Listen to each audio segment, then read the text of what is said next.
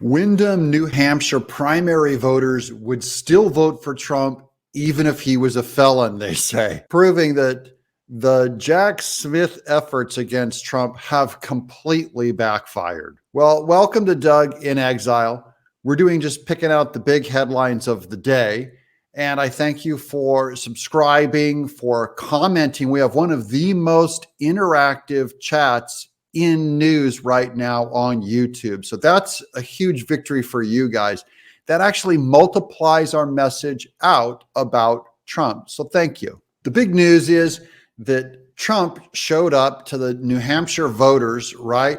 And he and Chris Christie argued about Chris Christie's weight, where he called Christie a fat pig, and Chris Christie fought back, and Chris Christie ended up looking very small and crybaby, and almost looked like he was personally calling Trump out to a physical battle. And Trump just, he's way more media savvy and came out of it looking way ahead. But the biggest news is that Trump would not agree to the Republican Party's terms that he would support any Republican, right, if they're the nominee.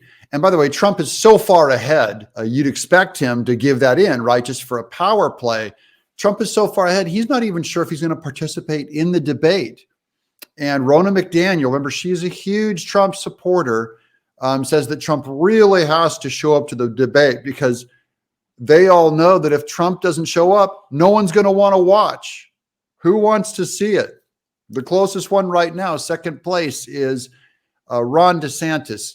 And he's so far behind. He's got a lot of work to do to catch up to Trump. So they all need Trump to get to the debate stage. Otherwise, they're going to talk about the guy and they're not going to have anybody to return fire. And Trump, why show up to a debate?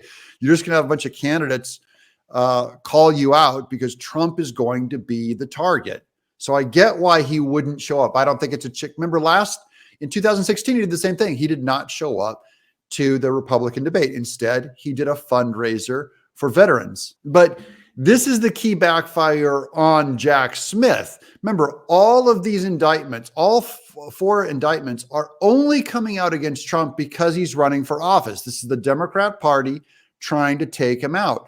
The problem is the voters are even more likely to vote for Trump, because now they're seeing it as the state is coming after all of us, and they see it as hugely unfair what they're doing to Trump. No one thinks it's fair. This is an injustice. Trump is a victim, which I think is great that that's what's going to happen. Trump is, I don't know if he planned this, but it's going to come out very well for him. Here's one of the headlines. Trump supporters shrug off his legal woes. Here's another one. Most New Hampshire primary voters would back Trump even with a felony conviction. Here's another headline. Trump's latest rally in New Hampshire on Tuesday shrugged off his mounting legal troubles. If anything, they said, charges have solidified their support. This is a massive backfire against Jack Smith. You're going to eat it, buddy. The voters are going to rally around Trump. This is not how you win an election. You are anti-democracy. The voters won't let you get away with it. Thank you all for subscribing. Don't forget to share this with your friends.